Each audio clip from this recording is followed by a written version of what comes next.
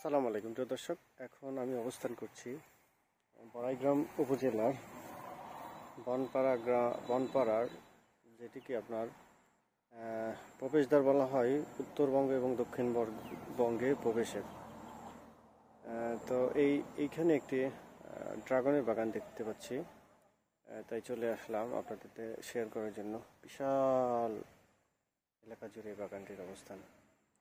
যাই হোক, এখানে যে জিনিসটি খেয়াল করছি, এই বাগানে পর্যাপ্ত পরিমাণে জৈব সার ব্যবহার করা হয়ে থাকে এবং আপনাদেরকে দেখাবো এবং এর দূরত্বটা আপনাদেরকে মোটামুটি ধারণা দেওয়ার চেষ্টা করব। তো যাই হোক, চলুন আমরা একটু দেখি আসলে এটা কি পরিমাণ বাগান আছে, কতগুলো গাছ আছে, এছাড়াও গাছে যে কি পরিমাণের জৈব সার ওনারা ব্যবহার করেছেন, একটু বিষয়গুলো আপনারা দেখে নেওয়ার চেষ্টা করবেন। আর আশা করি সে পর্যন্ত ভালো থাকবেন। আর আমাদের যদি ভিডিওগুলো ভালো লাগে অবশ্যই একটি শেয়ার করবেন, সাবস্ক্রাইব করবেন এবং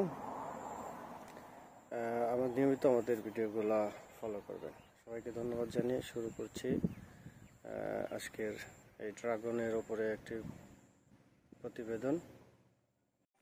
দর্শক, আমরা খেয়াল করছি যে এখানে দুটি পদ্ধতি ব্যবহার করে বাগানটি করেছেন যে কৃষক ভাই।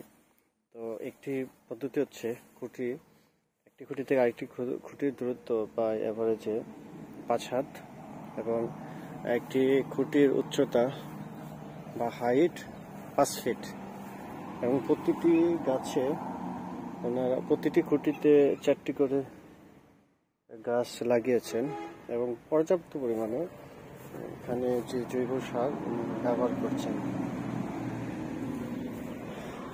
তো যাই হোক, সবেমাত্র শীতকাল শেষ হয়েছে, এই কারণে এখন বাগানে কোনো ড্রাগন ফল নেই, তবে খুব তাড়াতাড়ি ড্রাগন ফল আসা শুরু করবে বাগানে। অলরেডি যে নতুন কুশিগুলো দেখা যাচ্ছে, এই নতুন কুশিতেই মূলত ড্রাগনের ফল আসবে এবং ওনারা যে অতিরিক্ত ডালপালা আছে সেগুলো অলরেডি ছাঁটাই করে ফেলেছে। আর আরেকটি যে পদ্ধতিতে ওনারা চাষ করেছেন, আপনারা দেখতে পাচ্ছেন যে একটি গাছ থেকে একটি গাছের দূরত্ব মোটামুটি 10 ইঞ্চি হবে অ্যাভারেজে, অর্থাৎ ঘনত্বে লাগিয়েছেন এই যে এই অংশটুকু খুবই কম জায়গা জুড়ে, অল্প জায়গা জুড়ে। আর সাধারণত আমার ডান পাশে যে অংশটুকু আছে এগুলো 5 হাত দূরত্বে, আর যে বাম পাশের যে অংশগুলো আছে এগুলো সাধারণত 1 হাত বা 10 ইঞ্চি, 12 ইঞ্চি, 1 ফিট এরকম ডিস্টেন্সে রোপণ করেছেন। আর আমরা যে জিনিসটি দেখতে পাচ্ছি, এখানে পর্যাপ্ত পরিমাণে ওনারা সাধারণত জৈব সার ব্যবহার করেন। এই হচ্ছে এই ড্রাগন বাগানের অবস্থা। আর আপনারা দেখেন যে একটি খুঁটি স্থাপন করার পরে এখানে প্লাস আকারে দুটি রড দিয়েছেন এবং এখানে যে ব্যবহার করেছেন টায়ার, এই টায়ার দিয়ে আসলে মূলত এই ড্রাগনের যে গাছগুলো আছে এগুলো চারদিকে ছড়িয়ে যায় একইভাবে।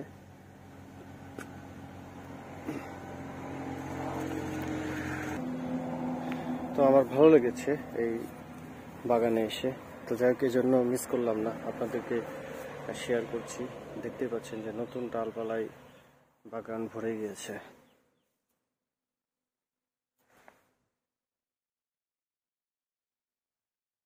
তো এই হচ্ছে অবস্থা। তো বাগানটির বিশাল পরিসরে অবস্থিত, এদিক দিয়ে আসলে শেষ পর্যন্ত দেখা যায় না, চোখে পড়ে না। তো সকলকে ধন্যবাদ জানাচ্ছি, ভালো থাকবেন এই প্রত্যাশায়। আমি আজকের মতো বিদায় নিচ্ছি। আসসালামু আলাইকুম।